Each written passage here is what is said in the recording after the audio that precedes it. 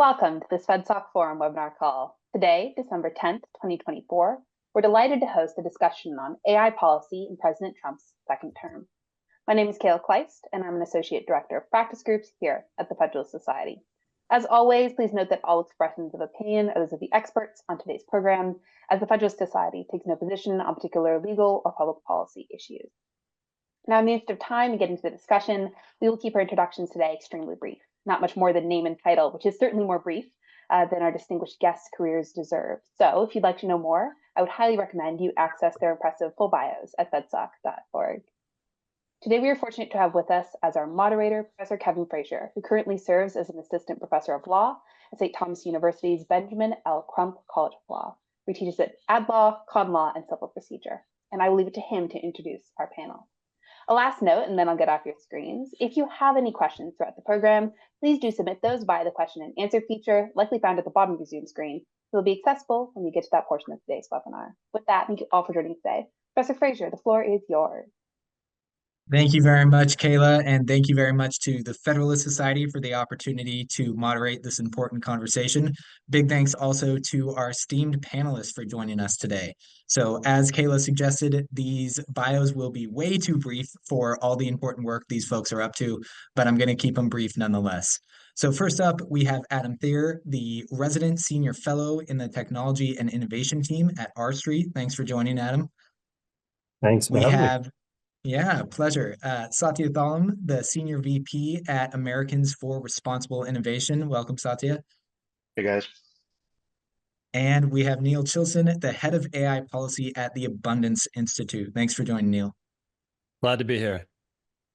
Okay, well, with that, let's start with laying the foundation. There's a narrative out there that AI policy kind of started with the Biden administration, and that in many ways neglects important work that was done under the first Trump administration, thinking about how to unleash the promises of AI innovation across the US. So, Satya, can you give us a sense when we're trying to get a picture of what AI policy may look like in the second Trump administration, what we should perhaps learn from the first Trump administration? Yeah, and thanks, Kevin. Thanks, FedSoc, for convening this panel, putting us all together. I think I have the easiest job because I don't have to predict the future, so I can say this and then get out of the way, just like leave it to y'all, and I can take credit for everything that you guys say. So my context in this is having worked in the first Trump White House and related to the Trump EO on AI and later implementation specifically.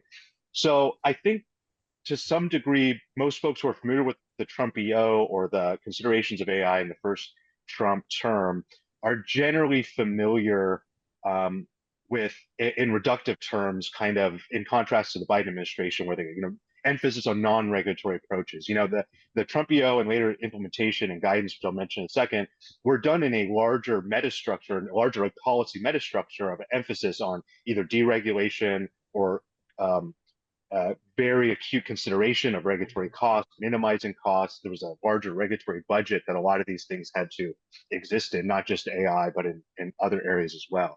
So I think that's pretty well known. I think it's useful if we're going to summarize it. The EO itself references AI leadership, maintaining American AI leadership. It starts with that as the conclusion and then works backwards to, at least in the view of the Trump administration, what are the inputs? What are the premises that are necessary to maintain and advance American leadership in AI that are debatable? People could say those are not the correct ones, but those are. But there are some things around collaboration between the private and public sector. Again, consideration of non-regulatory approaches to policy, but I think what's most important actually is and the thing that I was most directly involved in was OMB guidance to agencies. So in the EO, it directs the OMB director to issue to agencies guidance on how to implement consideration. And while there is continued repetition, sort of incantation of consideration of non-regulatory approaches, I think there are some things that people would find surprising. Languages around how regulations that address specific risks can, quote, provide an enabling environment for the private sector. There's consistent reference to public trust in AI. There's a whole section on public trust in AI, that applications could pose risk to privacy, individual rights, choice, public health, national security. That public trust and validation is a necessary condition for continued adoption in the sector, promotion of reliability, robustness, trust. There's a mention of real world bias, which I think most people would be surprised to hear, cybersecurity and adversarial use and risk, and also a specific section on international regulatory cooperation. So obviously, all that said, this was issued, all this work was done in 2019, 2020. That was a completely different world in terms of what we understand to be AI, the capabilities. If they're writing it now, which I'm sure they are, it's done in a totally different environment. But I guess I want to emphasize there are actually, and there's also multiple references to NIST to help develop technical standards and voluntary standards and guidance. So I think actually one of the stories is that there's actually a lot of themes that were continued, that were the foundation was laid in the first Trump administration and continuing the Biden administration. Of course, with Biden taking on more language around bias and fairness and things that I'm sure the incoming administration is going to say, we want to excise all that. But there are a lot of themes that were continued. I think that's kind of an underreported story. Satya, we didn't make you predict the future. One thing I can go ahead and claim that we know that the AI czar will not be Kamala Harris. So we've crossed that off. Instead, we have a new AI czar, and I guess to be formal, we're going to have a AI czar, or excuse me, a czar for AI and crypto. So broad portfolio, easy questions to handle. Adam, you've written about this AI czar and what we may be able to learn about David Sachs from his prior work, about whether we could see some continuity in the Trump administration's approach to AI that Satya laid out. What's your 2 cents on how this AI czar may shape the future of AI policy under the next administration? Yeah, so recently President Trump nominated David Sachs as the AI and crypto czar, a dual role. It's an unprecedented kind of thing, but we're going to see him basically take a leadership role, I think, in this White House to try to coordinate the disparate parts of the government that are dealing with AI now. You know, AI has become such an all-encompassing public policy issue now. And as Satya rightly said, like the debate we were having when Trump was previous in office was far more sort of rudimentary, and we were operating at the level of sort of abstract principles more than anything else. They were very good principles, in my opinion. And frankly, and I've recommended that Mr. Sachs come into office and basically pick up where the original Trump team left off on this, because I think that the 2019 executive order, and especially that OMB guidance, had some really excellent principles in it. And it's very, very important that the White House take the lead in directing, sort of providing a vision to the agencies and making sure that they are on the same page. I mean, there's just so many different agencies. You know, at the high level, you have OSTP, obviously, Office of Science Technology Policy. You have NTIA and NIST within the Department of Commerce and other parts of commerce that deal with other issues, including things like export controls and so on. You have the Federal Trade Commission and the DOJ, which deals not only with competition policy, but over consumer harm issues related to AI and was extraordinarily active. And then you have all of the technocratic alphabet soup regulatory agencies, from the FDA to the FAA to the FCC to EEOC, and I could go on down the list. All of them now very, very actively involved in AI policy, but without necessarily any clear direction. And so that's, I think, the key role that David Sachs will probably play in bringing some structure to that. While I'm not personally a fan of czars and czarism, I think it's probably good that he'll be there to sort of sit above it all and hopefully bring some direction to it. Building on what Satya said about what we can, learn from that original OMB guidance, I think what Sachs could do is just say, like, look, I'll work with Russell Vought, who's back at the OMB, to basically say, once again, remind the agencies, you need to, quote, consider ways to reduce barriers to the development of the adoption of AI, or things that needlessly hamper AI innovation and growth. That's got to be priority number one if we're going to beat China and we're going to have a bold pro-innovation vision.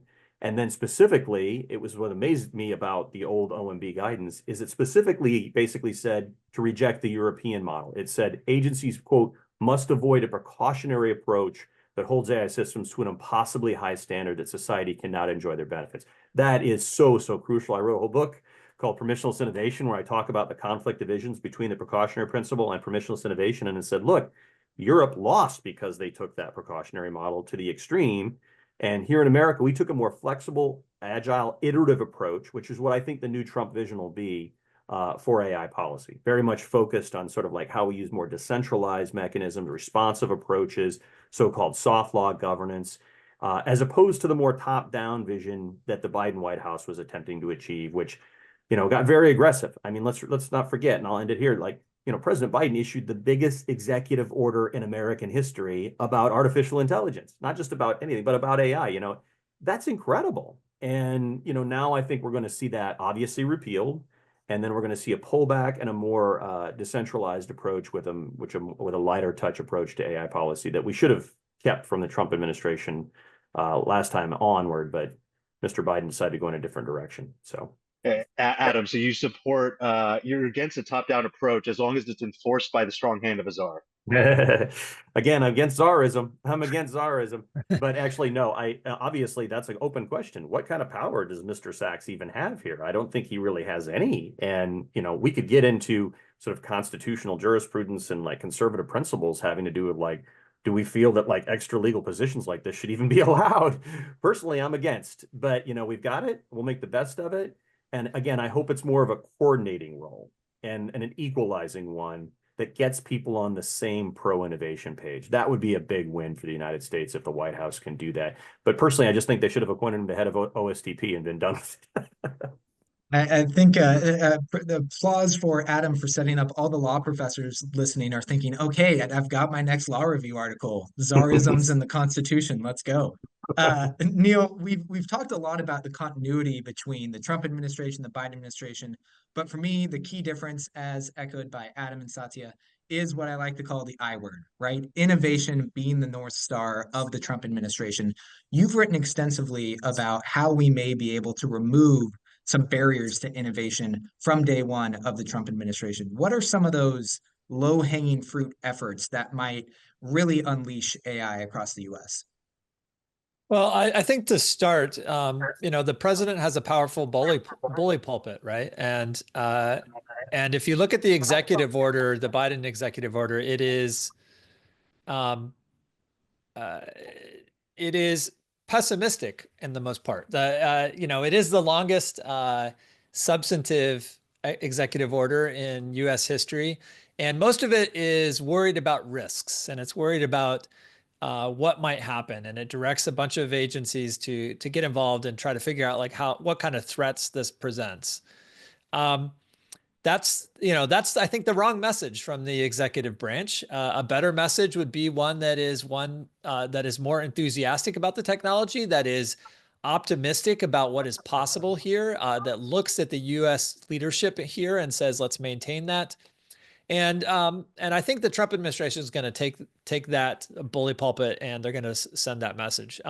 Speaking of continuity, it is kind of interesting that the national security memorandum that the Biden administration put out does actually have a little bit more of that flavor. It has a flavor of, hey, this is a powerful technology and we should really be on top of it. And so maybe the Biden administration was sort of getting that message, certainly in the national security context. But I think we'll see that continue. So that's the first thing. Bully pulpit saying, hey, we're America. This can be a very, sort of MAGA message. We're America. We're the best in the world. We're building the best technology and God damn it, we're going to use it to make our lives amazing. So I think that will happen. There's lots of ways that too long of a catchphrase for a hat though, Neil. I'm not sure that's going to fit very well. I'm not in branding. I don't know if you can tell. So, that's the high level messaging. There's lots of things in particular that the federal government can do, even without, Congress jumping in the first instance, to just streamline the ability of government to use these technologies. The government has a lot of data. It has a lot of interesting data that when it tries to pursue its proper role in our Federalist system.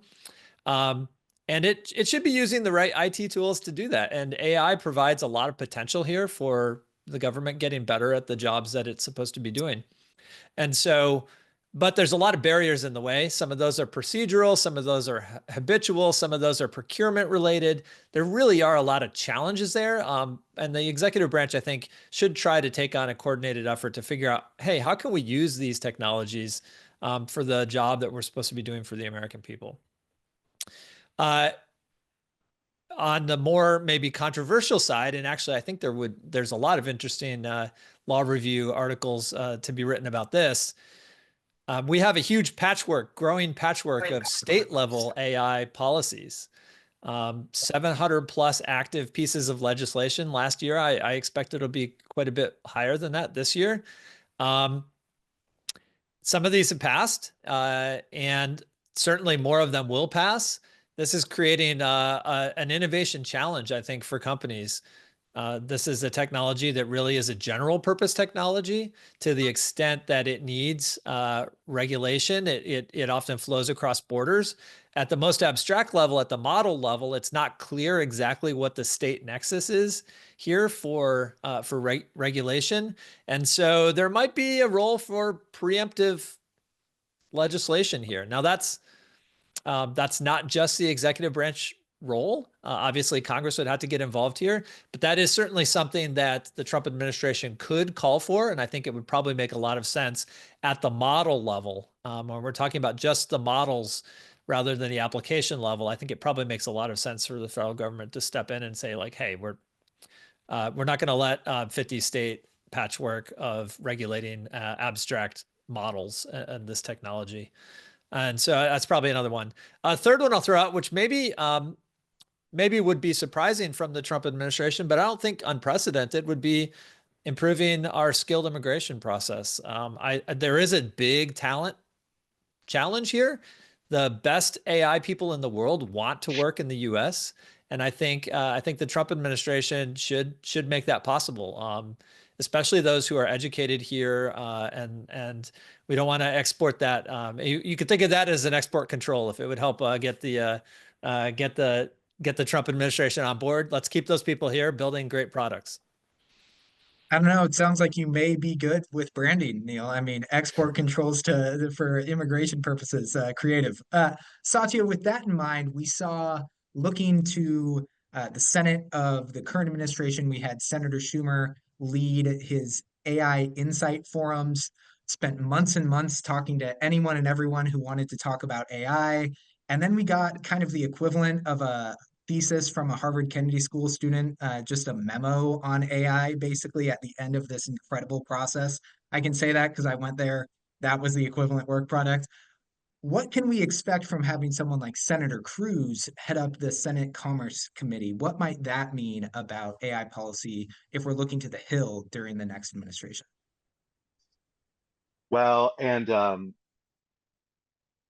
yeah, so I mean, obviously, the topic we're talking about is the Trump administration, which could be like a discrete entity in a branch of government, but also often we refer to a specific administration as actually like a synecdoche for an era in time. So I guess if we're taking that broader lens, I don't want to speak too specifically about what Senator Cruz, now incoming Chairman Cruz, is going to be doing based on what I know in our interactions, but I would note that, for instance, he publicly in the Commerce Committee markups, where they've considered a number of pieces of legislation, bipartisan pieces, some of which ended up seeing through the committee, but he stated on the record his opposition.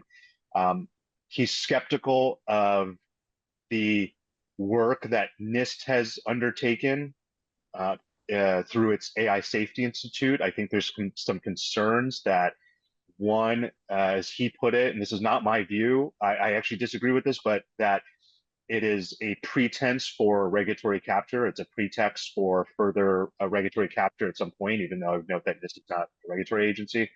And two, that their specific views are informed by a kind of left-wing ideology that he's obviously very opposed to. So at the same time, he has a bill that actually, just after being stalled for a number of months, that just UC'd through the Senate, UC'd unanimous consent, that passed the Senate without finding any objection, that would address platform responsibilities for non-consensual AI-produced deepfake porn, child pornography, things like that. I mean, I don't think anyone really disagrees that this is a problem, but there have been disagreements about what is the correct solution. There are obviously platform technologies and other technology companies that feel that they might be unfairly targeted through no fault of their own, that they might be taking liability that they shouldn't be responsible for. This is a bill that he has pushed actively, that he is the lead sponsor, and has pushed through the Senate after it was dormant for a number of months, which shows that he's engaged. So he does see, as far as they can tell, just his revealed preference, certain particular risks, certain problems. He's been critical of, quote, big tech, although I'm not sure where that line is drawn between little and big tech, because I'm just like, some little tech companies are actually quite huge and worth billions and billions of dollars. So I think he's going to, at the same time, this is the point I was going to wrap up. I think a lot of folks, not just Cruz, but a lot of Republicans, House Republican leadership, the Senate, they are going to be looking to the Trump administration, whether that's pre-inauguration, the transition, or once if he's actually inaugurated, to give them direction and say, these are the things that we want. These are the kinds of policies that we want to support. Please go forward. We're going to work with you. We're going to push these things. Those are probably going to include things like on export controls, as Neil referenced, maybe expanded export control authority, funding. It could involve a version of what NIST is doing under a rebranded name with a tighter focus and removing some of the, quote, as Cruz would say, woke elements of their mission. But a lot of them are kind of in a frozen state. I think they're going to look to the Trump administration to give them the thumbs up or thumbs down, Gladiator 2 style. Well, not only have we seen AI action in the Senate, but we're also maybe as early as today, later today, sometime this week, we're expecting a report from the House's AI task force led by Representative Overnulty. Adam, can you give us a sense of what we may see from this report? There are rumors that it's going to be, a Harry Potter length report that you're just going to have to tear through to try to synthesize. But what are the sort of tea leaves you're picking up with respect to this report? Yeah, really briefly, the House AI Task Force was formed earlier this year in an effort to sort of counter the Schumer task force on AI that was underway over there in the Senate, but also to sort of come to some sort of consensus vision on, like, could we get bipartisan AI policy done in the House at all? And so it was chaired by Representative Jay Obernolte, who's the only member of Congress with a degree in AI, and he's actually one of the most thoughtful technology policy leaders I've seen in 33 years in this business. He's an amazing man. And he chaired that very ably with Representative Ted Lieu, a Democrat. They're both from California. They brought together a lot of different distinct voices to testify privately behind closed doors. I was honored to be there to talk on one of those panels. And they made a really good faith effort to try to take a step back and look at this in a more dispassionate way and think about what sound AI policy looks like. That being said, unsurprisingly, I don't think there's a lot of consensus there. I think there's a lot of contentiousness over a lot of key issues, including the number one issue that Mr. Obernolte himself put on the table, which was something Neil mentioned, which was federal preemption of the states. Apparently, the report is going to be about 200 to 250 pages long, sort of everything in the kitchen sink, but I think it'll be reading more like a GAO kind of report or a CRS report that sort of gives a broad overview of like all the literature and all of the different perspectives. And I think there's going to be moderated language on some of the different issues, such as preemption. There's apparently an entire chapter on preemption, but chapters on many, many other things, including AI risk and so on. That could literally drop any day. It's kind of surprising that report hasn't already dropped. But it's probably just going to lay the groundwork or put a framework for how we do policy in the next Congress, which Representative Obernolte and others, including Senator Cruz and the new House ENC Energy and Commerce Chair, Representative Guthrie, have basically taken a more what I'll call incremental approach, sort of a little bit more bottom up. There's certainly going to be some efforts at legislation, but I think you're going to have a more targeted approach. I mean, we've come a long way in this session of Congress over the last 2 years. Remember 2 years ago, we were talking about global bans on AI, freezing AI in place, pausing it, licensing schemes, massive new federal bureaucracies. We've moved in a positive direction, I think, and we're having a more rational conversation now. That being said, there's still a lot of contentious issues out there. Satya and Neil mentioned 2 of the 5 key tensions, I think, that we're going to see going forward, even in a unified Republican Congress and White House. Satya already mentioned the AI risk question and like, do we need an AI safety institute created within NIST, which was basically something Biden did? Are the Republicans going to rubber stamp that and move on? I think that's an open question. There's tensions between various members on that. Number two, we didn't mention, but I'll just mention there's industrial policy questions surrounding AI and like, do we need a chips too? A lot of Republicans would like to see more efforts to counter China with more investments being made. Others are more budget conscious and say, oh, hell no, chips one didn't work that well and we wasted a lot of money on Intel and let's not do that again. So that's another source of tension.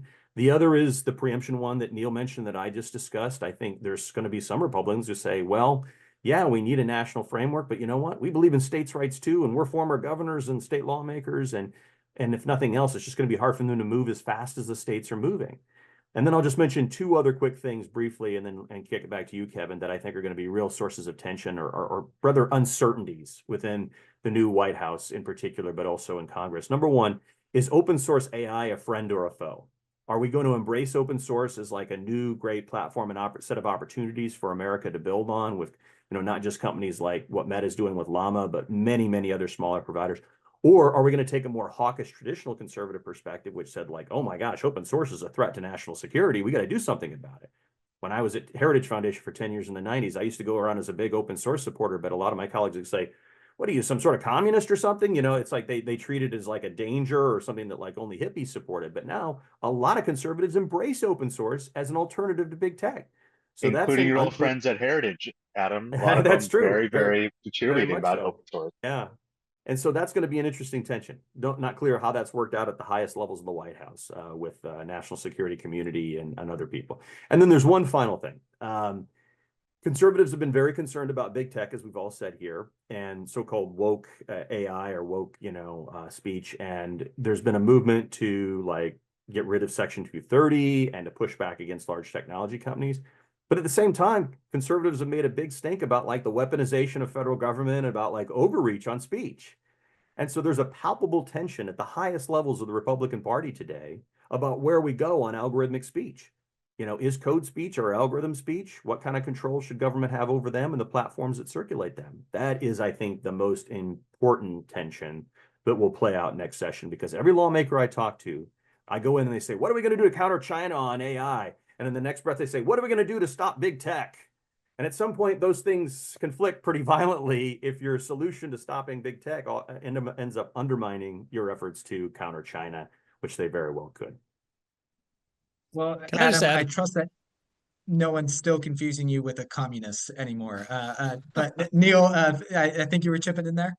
Yeah, I was just going to add, this is that last particular point on speech and AI platforms is really, really particularly relevant given David Sacks's new role. That is an issue that he has raised over and over. And so I think it's one that he is likely to continue. It also is one that goes right back to the very beginning of, the very first hearings post ChatGPT, which sort of brought a social media frame. I think Congress has actually gotten a lot more sophisticated since that time. They sort of realized this is not the same as social media. There's some really big like business model differences. There's some really big sort of economic incentive differences. And there's also just, because there aren't the same sort of feedback loops that there are on social media, we just have an explosion of lots of different models. And so I think people are still figuring out how that's going to play out, but it certainly will continue to be a theme in the Trump administration about these are big, powerful tools. They affect how we choose what we say and what does that mean for speech and communication in the U.S. Well, and Neil, to broaden our perspective yet even a little bit further to address the FTC, with which you're very familiar, and antitrust enforcement, this is kind of another area that we just don't know. Does big tech in this instance include some of these major AI companies? We've seen under Chair Khan, there have been concerns about anti-competitive actions by AI labs. Most recently, we've seen that Gail Slater is going to head up the antitrust division under the DOJ, former Vance staffer, currently being touted as someone who shares that anti-big tech agenda. But meanwhile, at the FTC, we're still playing musical chairs, pun intended. We don't know who the chair is going to be. What are the tea leaves there? What's adding up for our antitrust picture under the Trump administration? Yeah, it's a really good question. You know, the first reaction of the Biden FTC to the release of ChatGPT was a series of blog posts. I think the very first one was on competition issues, and it was like the state of having a hammer, so you think everything's a nail. Like they looked at this amazing explosion of competition in a space that really like was not didn't like these large language models that were consumer facing, like that was not a market, right? Exploded, and all of a sudden, like their first reaction was like, what are the competitive problems that might be here? And that continued with you know, the Biden administration chatting with European colleagues and having a consensus document that shares a bunch of those concerns. I think those concerns are crazy, frankly. This is an explosive space of innovation, and there are big companies involved, but there's thousands and thousands of little companies, and there's tons of open source. I mean, Hugging Face, which is a repository for open source models, I think has 400,000 different models. Now, they're not all the premier models, but a lot of them are quite useful for very specific tasks. And so the amount of competition there, I think, is huge.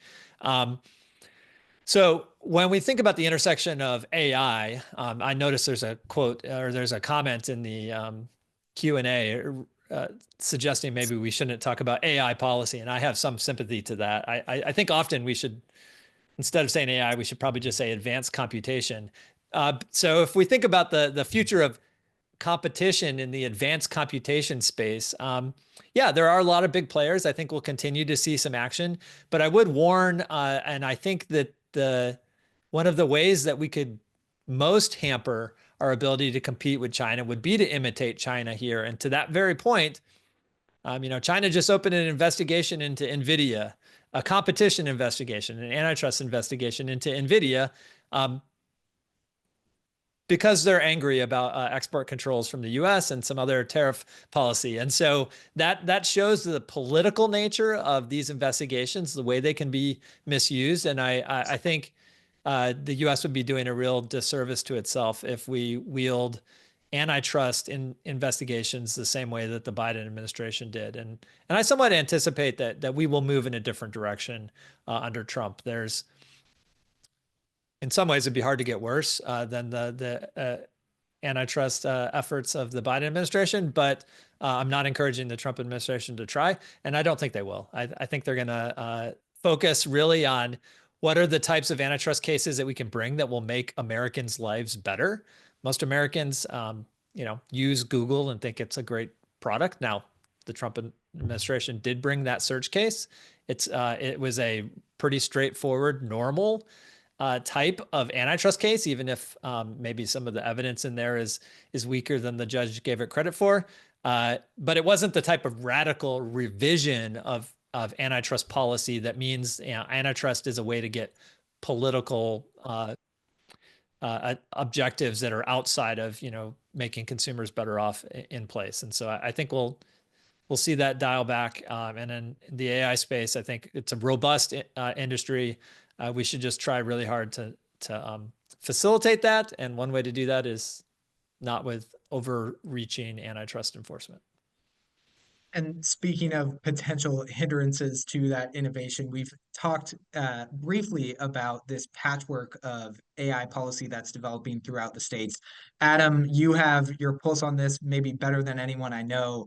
What are we seeing emerge at the states in terms of pro-innovation, or perhaps a focus more on ethics issues, content issues? What's the makeup? Is it a little bit of everything and anything, or are states kind of coalescing around a specific agenda?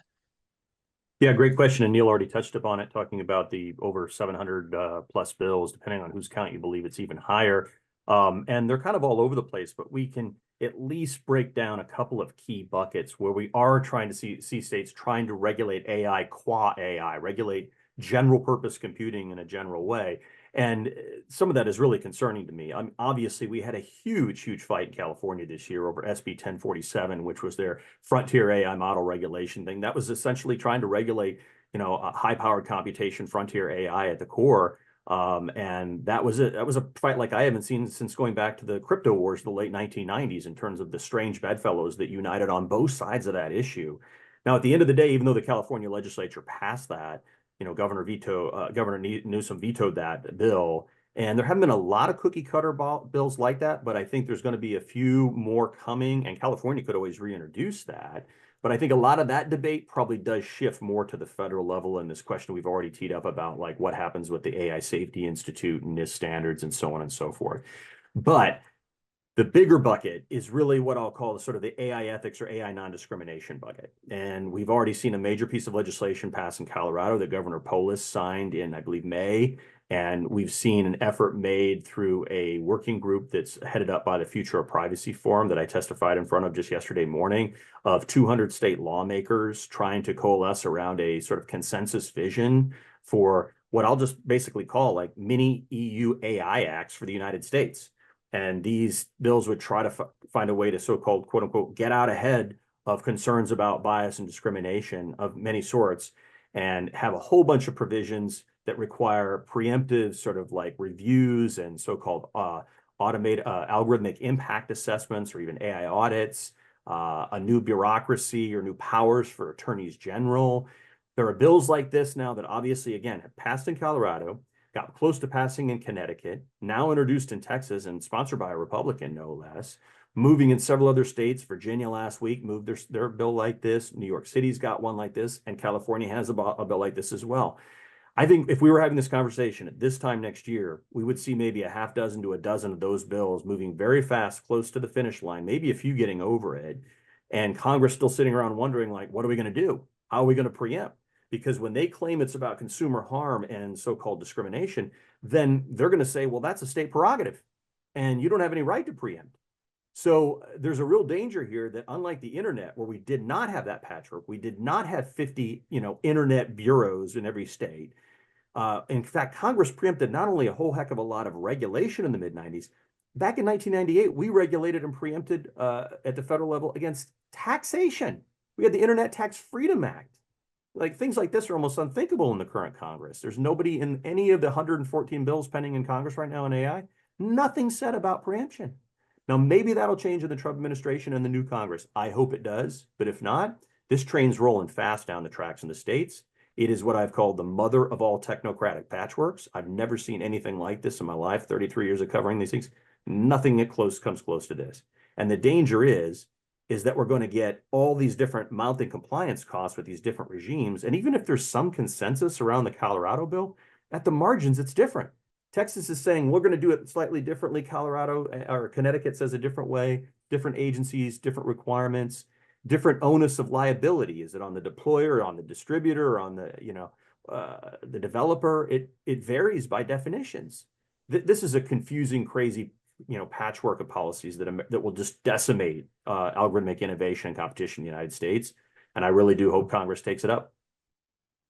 And we also briefly discussed China and open source as perhaps another big issue that's going to take up a lot of attention for the Trump administration. I'll open it up to any and all of you to give us a sense of just how much of a priority do we think this so-called AI arms race with China is going to be? Do we think that's going to only escalate as we see geopolitical tension and chaos seemingly continue to exacerbate across the world? Or are we going to see some of these more cultural issues win out and dominate the narrative?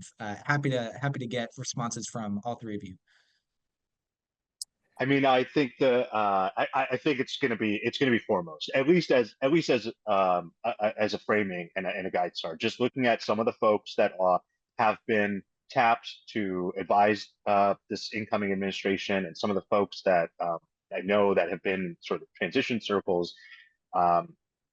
This framing of what can we do to hit the accelerator for the US and tap the brakes for China and other adversaries is almost like a cultural meme in some of these circles that's been fully metabolized into the body of Trump.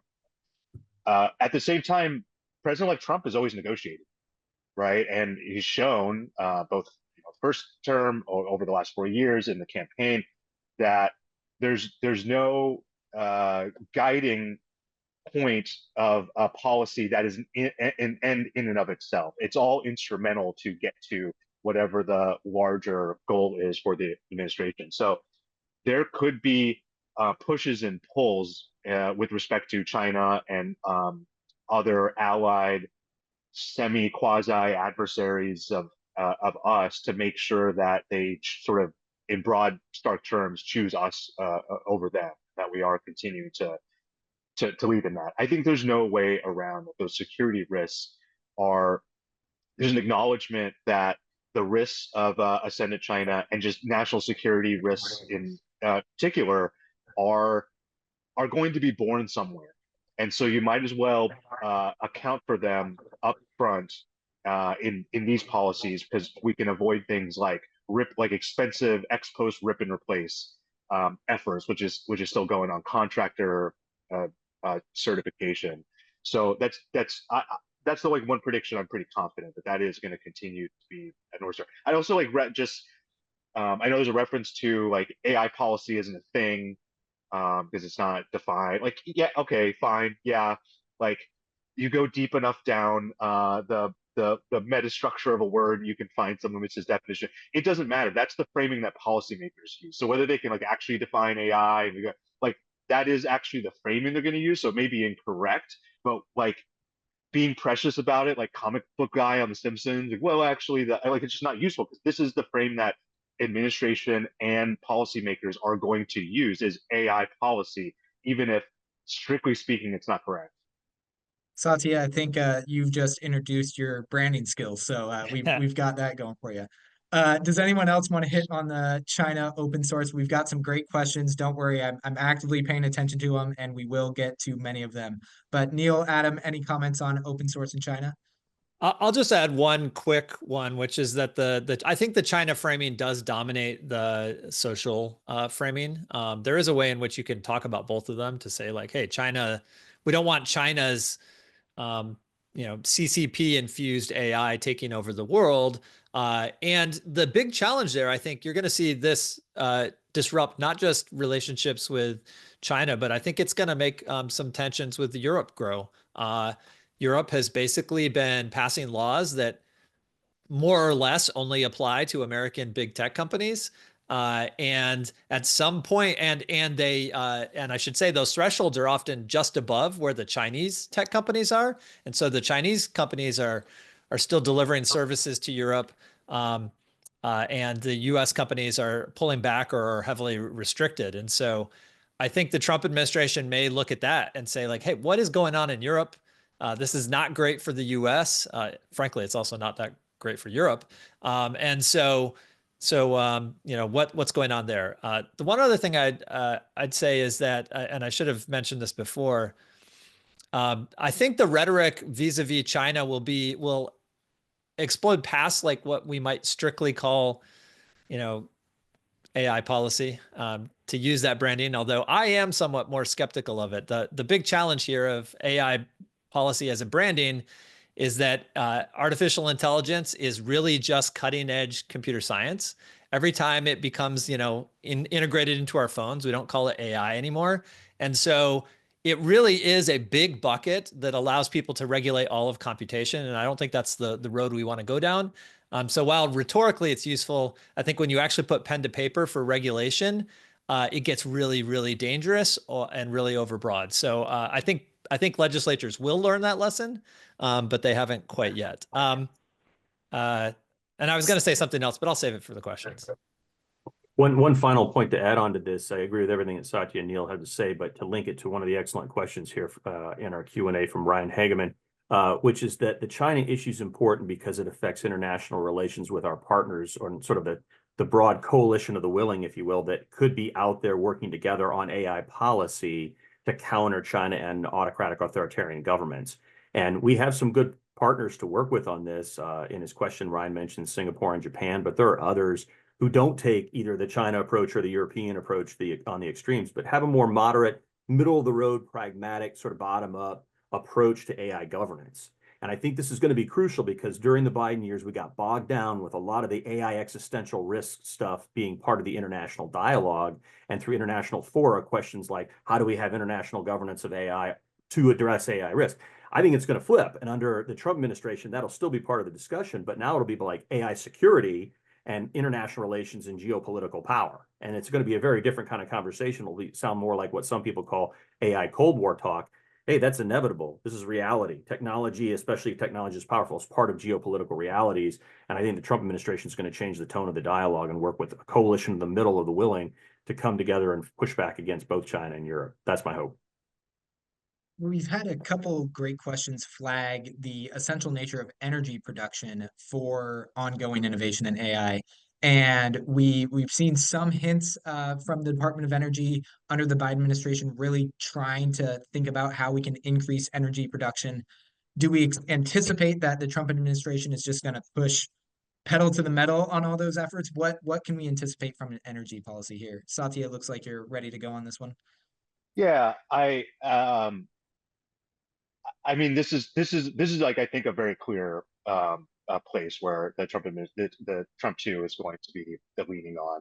This has been probably where the rhetoric from President-elect Trump himself, as well as a number of other of his senior advisors and folks he's pulled in, has been the most explicit, at least in terms of what the goal is. It is all energy, all the time. And of course, this isn't an AI problem, or maybe AI isn't a real thing. It's not a computation constrained problem. It's an economic problem. Like, there's no version of the future, the near future, that doesn't require more energy. I think this administration clearly acknowledges that, as well as wanting to reward those industries. So, at the end of the Trump 1, there were, in addition to specific rules from the Department of Interior and EPA, Department of Energy, that tried to lower the barrier to energy capacity, as well as research and infrastructure build out. There was a pretty major reform of NEPA, which has become sort of the boogeyman of a lot of this. NEPA does, as people know, introduce a lot of veto points. But again, that's not an AI or computation or advanced computing problem. That's a much broader problem because it applies to a large category of infrastructure needs, not just energy, but where energy, of course, is an upstream input to almost everything. So I think you're going to lean on there. There was a bipartisan bill in the Senate, Manchin Barrasso at Senate Energy and Natural Resources, passed, I think, unanimously. I think the political will for that bill died because this unified Republican government sees an opportunity starting next year to say go even bigger and not to have to concede to what they view as maybe concessions they had to make this a bipartisan bill. Of course, the reconciliation, if incoming Majority Leader Thune gets his way, the first reconciliation bill will have energy as one of its 3 core policy components. So this is something where you will see the Trump administration and Republicans in Congress in lockstep, especially if they're able to employ a mechanism that doesn't require a veto-proof majority, or I'm sorry, filibuster-proof majority in the Senate. And you will see there may be language in there about directing the Council on Economic Quality or Department of Energy or EPA or Interior to build out some of the implementation to lower the barriers to infrastructure build out, especially with respect to energy. Yep, I agree with all that. And let's just remember that in the Republican GOP platform, there was a promise to, quote, boost, quote, reliable and abundant low-cost energy options.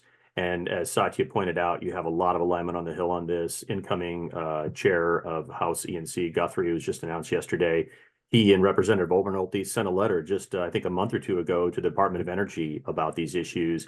Senator Cruz is in line with this. This should be a layup for the Republicans in the White House if you want to sort of first order of business. It's the unification of 2 concurrent technological revolutions in energy and AI, and there's a symbiotic relationship between them now. They're linked at the hip, so reform's going to happen there. One of the interesting questions in the queue had to do with government use of AI for surveillance. There have been articles mentioning, for example, the potential use of AI for enforcement of laws, especially with respect to immigration laws.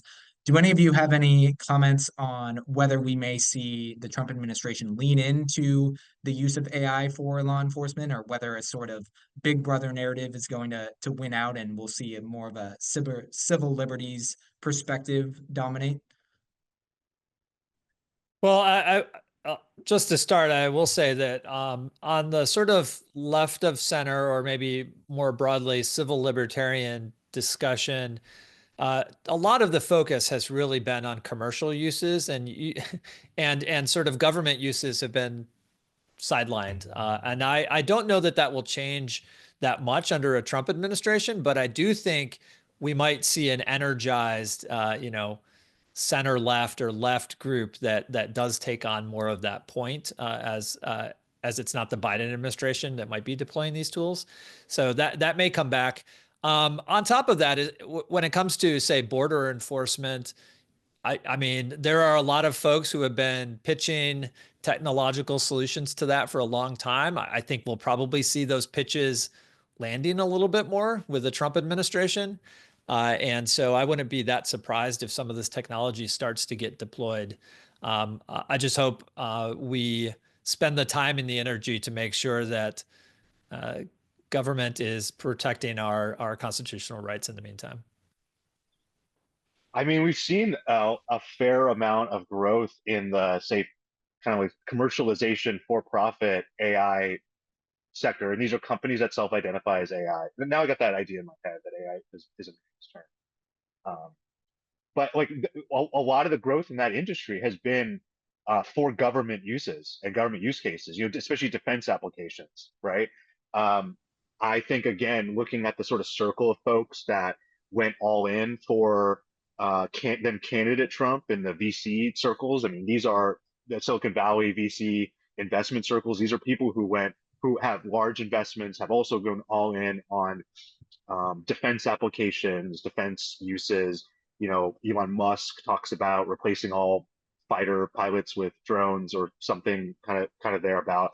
I think that one thing we didn't talk about that you will probably see in a future Trump administration is reforms, some of which will require congressional approval, but changes to acquisition and procurement, more broad, not just defense, but especially in the defense sector. Make it easier for startups, for innovative kind of edge case technology developers to get in front of the government buyers, to not have to hold hands necessarily with major incumbent contractors, and be able to introduce and make it easier for government agencies to engage in like pilot projects, before full deployment. Look at it, look, even in 2020, it was sort of this nascent technology, or at least to the degree it was in practical use cases. We were encouraging agencies to look for creative use cases. We had a whole rule that was issued and nobody challenged, that used natural language processing to look for opportunities to clean up the regulatory code itself, right? And HHS did that. That was a pilot project. If it was successful and there was a second term, that would have been deployed across the entire government. But your question is more kind of like balancing those things. I don't know exactly how they feel. Obviously, border security is another stated explicit priority for this Trump administration. It's a thing that Trump campaigned on over and over again, and Republicans more broadly. So I don't know how they'll play. I think that overall on net, the ease of selling, or at least presenting interesting, innovative use cases to the government is going to get easier over the next 4 years. And there's going to be an active encouragement for agencies to look for deployment, not necessarily just for like security uses, other, making processes more efficient, and customer service uses, more mundane kind of government services like that. And as we bring this great panel to a close, or start to bring it to a close, before we get to closing remarks, I do want to address, and I apologize for the bad jokes. I'm a professor. I have to make civil procedure and admin law exciting, so I have to lean on bad dad jokes. We have to address the Elon in the room, right? Adam, we know that Elon has actually supported some AI safety legislation, such as SB 1047 in California. We know it within his own inner circle, there are some folks who are very AI safety conscious, focusing on these existential risks. We also know that Elon has been very much in the shadow and in the room, the same room as President-elect Trump. So Adam, have we reached peak AI safety? Are we going to see this narrative crest and we're going to really zero in on innovation, or might we see a rekindling and a resurgence of that narrative come 2025? Yeah, great closing question. I think I don't think we've reached peak AI safety, but I think we've reached peak AI existential risk. I think that debate and rhetoric around it has been a little bit exhausted because people just took it to the extreme. There were these constant Chicken Little, scenarios bandied about, the end times cometh. And the reality is, the world works differently and it wasn't as extreme as they were making it out to be. And their calls for solutions were so completely out of control between pausing AI and crazy Manhattan projects for AI that would like have the government, essentially quasi-nationalize it all in the name of safety. That debate's done. I don't think that's a debate anymore. But as Satya and Neil alluded to in an earlier part of our discussion, we're still going to have a conversation about, should we have an AI safety institute? Should we have NIST AI risk management frameworks that are broadly applicable to new potential vulnerabilities or dangers? And then we haven't even talked about the various agencies that deal with AI safety writ large, but in a very targeted way in certain sectors every single day. I mean, the FDA and AI and ML medical devices, they're on top of this every day. They've got all sorts of stuff happening. The FAA and autonomous flying systems, drones, they're on top of that. And NHTSA and driverless cars, speaking of Elon Musk, they've fined them. They've recalled Teslas from the market. AI governance happens on the ground all the time. AI safety happens in real time all the time. But this grandiose debate that unfortunately Musk and others, fuel that ridiculous narrative of like existential risk, sky is falling, extreme solutions necessary. I think we've turned the page. I really have, especially after the California veto. They sort of put all their eggs in that basket and like went for broke. And we're gonna have a different kind of, I think, more sensible, pragmatic discussion about AI safety going forward. Thanks, Adam. Now we know what to expect. We've had some great estimates and predictions about what we may see in 2025. But before we let you all get on to pondering the future of AI yourselves, Neil, Satya, and then Adam, any closing final remarks? Yeah, I think the AI speech debate is going to be huge this year, and thinking about what that looks like in a principled way from a conservative and libertarian point of view, I think is really important. The types of pressure and the types of internal and cultural pressure that companies face to create a good product, but also maybe to embody certain ideas. And what is the role of the government in that process is something that has been working its way through the social media system, but it looks really different in the artificial intelligence space. And so I just hope people take a step back, they pause for a little bit, and they think like, what from first principles, let's work out like what it means to have a really good speech environment given the rise of this new technology. Thanks, Neil. Satya? I think there's a couple, like if I'm going to make a prediction about sort of subtopics that I think will continue to grow in interest among policymakers, especially in Congress. I made a reference to it before, but I think this issue of deepfakes, however defined, and that could be political deepfakes, it could be totally sort of mostly innocuous and humorous, but I think especially on this acute issue of pornographic, non-consensual imagery, how do we draw the line? What are people entitled to? Is this a violation of people's privacy and their and just even just cultural norms, expectations, right? Like what is the norm here? I think there was a reference in the chat about IP, which we kind of didn't get, but that's going to be a growing issue. Obviously, some of the Hollywood unions have acutely taken this on in their negotiations with studios. There is a concerted group in Congress that's very concerned about IP issues, especially from the creative community, but also businesses as well, like larger businesses. I don't think that's going away. And I think, I don't know as a policy topic, but there's going to be a growing interest in what is the frontier edge capabilities? How do we think of these? Is it going in a way that follows other technologies? I think AI, however defined, has some unique things. I know Adam has he's fond of pointing out hysteria around technologies and like old archive newspaper reports and showing like how ridiculous the introduction of television is going to ruin America, and so on. But I think there's some unique characteristics, and not for nothing. Like as a former Mercatus Center person, as a hardcore Coasian, I mean, there are externalities. National security is an externality that's not easily internalized, and especially if we have a committed adversary. And there are capabilities that often emerge in a way that other technologies, those capabilities are built in by design, right? So I think there'll at least be a discussion around those kind of three things. Thanks, Adam. The final word. Yeah, I'll remind everyone that when President Trump last week nominated David Sachs to be this new White House AI czar, he said it was, quote, with the goal of making America the clear global leader in both areas, AI and cyber and crypto.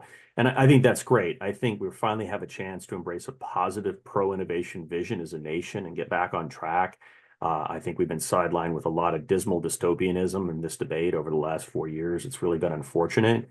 And I'm hopeful that changes. The only thing I'll say as a word of caution is that there are a lot of people, including Mr. Trump himself and other MAGA conservatives, who are on the warpath against so-called big tech and are, they want blood. they want to take down large tech companies by any means necessary. You got to be very, very cautious about that, because the largest technology companies are the ones that are investing the most in AI. This summer it was revealed they invested $335 billion in AI R&D over the previous year, which was 3x more than China, including China's public sector investment. We have to keep in mind that these are part of our new arsenal of democracy, and that they're there to help us fight against China and the rest of the world, and again achieve that goal that President Trump laid out of, quote, making America the clear global leader in AI. Well, with that, thank you so much to all of our attendees. Huge thanks to our panelists. And Kayla, I'll kick it over to you after we say thanks to the Federalist Society for hosting. Appreciate it. I'll echo those thanks. Really appreciate our panel joining us and sharing your valuable expertise and insight. It was a great discussion and really interesting to listen. Thanks also to our audience for joining and participating. Welcome listener feedback by email at fedsocforums@fedsoc.org. And as always, keep an eye on our website and your emails for announcements about other upcoming virtual events. With that, thank you all for joining us today. We are adjourned.